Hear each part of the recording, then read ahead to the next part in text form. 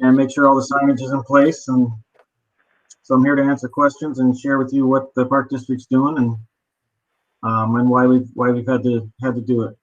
Right. So, Dan, I know that there was a real scramble for all of us when we first got the word from the governor that as part of the stay home, stay healthy order, we were going to restrict a lot of activities. I don't know that the first day that came out, we knew exactly how that was going to affect parks, but you quickly learned, right? Could you tell us a little bit about that?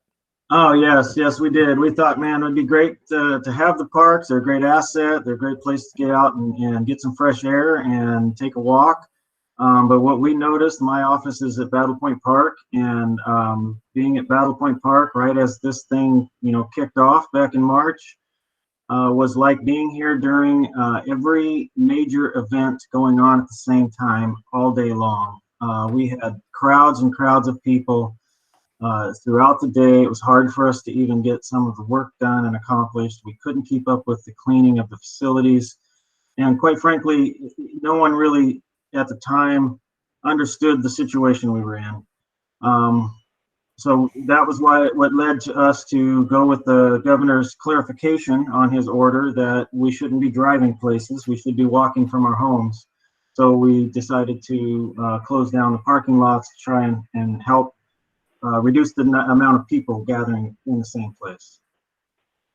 So at this point, we're starting to relax those rules, and that's meant another scramble for your team, I'm sure. Yes, it has. We heard the governor's changes and that he was going to release the restrictions on driving to your favorite park in your local region, starting tomorrow, actually. We looked at our situation. We looked at the numbers of folks that were still attempting to drive to our parks, and those numbers were down. We also just watching people and monitoring their how they were using the parks. We felt that opening last Friday was safe because the type of use that we were seeing was much more in line with the CDC guidelines. So after doing that, have you noticed some changes over the weekend? I'm sure you've been paying attention.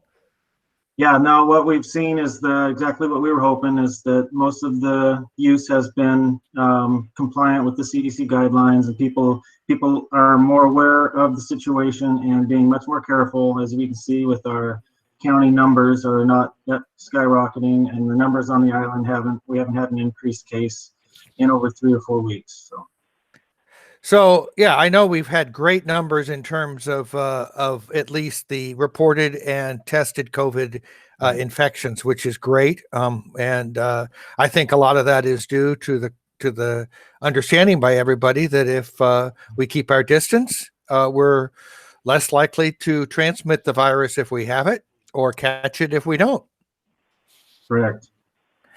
So tell me a little bit about what you're hoping people will do now that they can, say, drive to Battle Point Park or to the Grand Forest. How do you hope people will use those wonderful open spaces? I think just as long as folks, read our signage that we've had, and I shared some of that with you, Reed. I'm sure you're sharing it with the group. The etiquette, be courteous of each other, be mindful of who's around you. If you're moving faster than somebody, make sure they hear you coming, give yourselves the ability to pass each other safely. Be courteous, understand what's open and what's not. A lot of our restrooms remain closed. We have opened a few strategically, hopefully, especially along the trails. And those will be cleaned twice daily. But they're just open, hopefully, for that emergency use. We're hoping not to get overused because we just don't have the staff to clean them on a regular basis. So they're signed so everyone understands that. You can wear a mask, follow the CDC guidelines. If you're going to be around a lot of people, if you're on your own in the park, the mask is your option.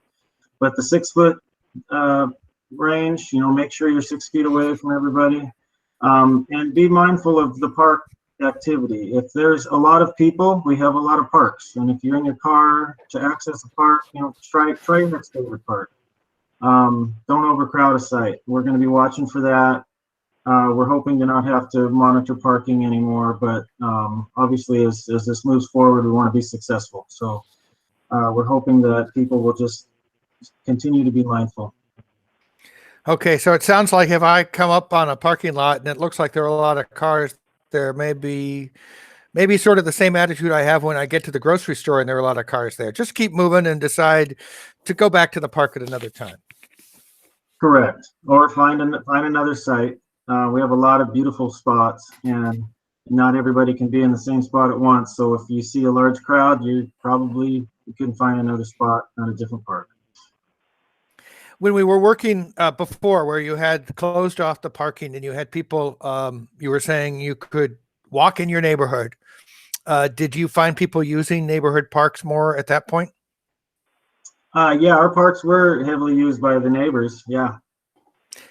So that's not a bad idea even now. It's like you don't need to necessarily try to go somewhere where there are going to be a lot of other people. No, I think that's very wise advice. We've got this first phase to get through that the governor announced, and we've got to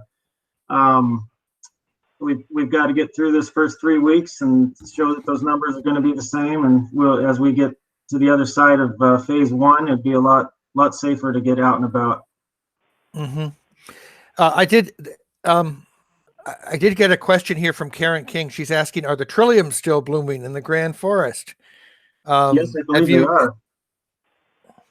So that's a lovely spot. And that's also kind of an interesting area because the trails there, although there are many trails, they can be rather narrow. So if I were to be walking through the Grand Forest to take advantage of the trilliums and I saw somebody coming, do you have any advice about sort of how to negotiate that? I think just communicate, say hello. We typically tell people stay on the trail. That's what we always hear, right? These are different times. If you must step aside, step off into the side of the trail to give yourself 6 feet and pass each other safely, we're asking people to do that. But the first part is you get communication, make sure you're aware that there's somebody else there, let them know that you're there, and then safely pass each other. I will add that if anybody on this call doesn't have a mask, that there are lots of organizations that are working to try to help people get those. You don't necessarily need to order one online. And I do know that the barn has worked really hard to put together some terry cloth masks, and we have a limited number, but we have some at the senior center, and we're open from 10 to 1 on Thursdays for the distribution of Meals on Wheels, if people had signed up for that, jigsaw exchange, and some of this personal protective equipment. If you want to make sure that we have a mask, feel free to call ahead. We're watching our messages there. So take a mask. It sounds like take some sanitizer, go to the bathroom before you leave. Those are some of the suggestions you have. Correct. Any other questions for Dan about how the parks are managing in this time, or just any questions about the park facilities in general? I know you've been doing a lot of improvement of the parks in recent years, which is great. I have appreciated the fact that there is now a bridge in Blakely Park. Oh, yes, a very nice walk. And I know that you worked with the Suquamish tribe to manage to get that there. That's the area that used to be the mill, and so you can walk around in that area, and now you can actually cross over what used to be a bridge too far. There was a big entryway there. Now, if you are enjoying that walk, take time at the middle of that bridge to not just look at the view from either direction, but to look down at the beneath you. It's quite stunning to watch the water come in and out of the pond. Another park I know that has had significant improvements is Holly Cove. Can you tell us a little bit about the restoration or the protection of that area?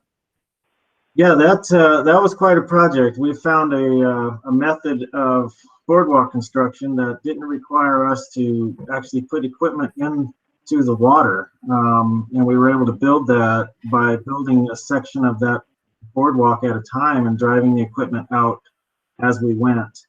That's our new construction technique as we seek to, protect our wetlands more and more, but yet provide some intimate experiences and get people into them.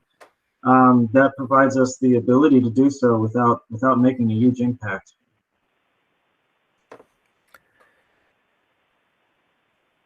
And what other sort of gems of the park facilities that people might not appreciate or might not know about might you share with us today?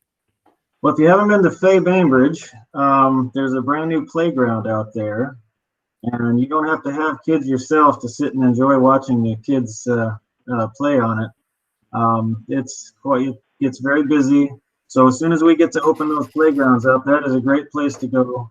They are currently closed until we get into phase 3, I believe it is. But when you get a chance to go out there, that was a donated project from a person who lost a loved one. Great. Yeah, that will be one to put on the list. So Sheila's asking about how to get to Holly Cove Park. Maybe you can tell us a little bit about how to find a map of the parks on the island. You can go to our website, viaparks.org, go to Parks and Trails tab, and you click on there and you can get printable maps of all of our trail systems, as well as fly around on the map on the website to find the specific parks. Holly Cove is on Wing Point Way, the access. There is accessible parking off of Irene Place, I believe it is. And you can access the boardwalk from there. You can walk down from Wing Point Way down the hill to the beach is where you can park a regular car. Okay, I happen to live near Holly Cove, which is why I knew about all the amazing work you did. And I'll just tell people, actually, the way to get there for the accessible parking is down Hawley, Hawley. Irene doesn't go through. So although it might technically be Irene, you can't get there from here. Yeah, thank you. Good correction. Yeah, and I must say that the other thing that has been just a real blessing in this time of isolation is the weather we've been able to enjoy. It's been perfect for getting a walk in almost every day. Yes. We had the executive director of Bloedel on this meeting on Friday, and he had some suggestions about how to make the most of a walk that you're taking. So if there's anybody on this call that is interested in sort of having some guidelines about the ways that you might mindfully take a walk in nature, I'd check out Ed Moidel's program, which is on our YouTube channel. Any other questions for Dan? He did give me those posters, and I will send in an email for everybody who is registered. The folks on the phone, I don't actually have an email for you, but if you want to let me know who you are, I would be glad to send them to you as well. I have 3 posters that are also posted, I think most of them on the trails. And so it will give you a heads up about what you're going to see when you get there. Dan, thanks very much for your good work. We've lived here 43 years, and I'll tell you, there's been an enormous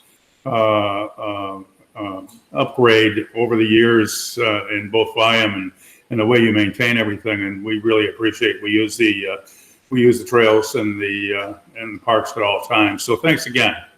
Thank you. Okay, well, I want to thank you very much, Dan, and that it's wonderful to have this resource available to us, and I encourage everybody to be responsible about it so that we can continue to enjoy it in coming weeks as we make the slow transition out of the stay home, stay healthy order. Great.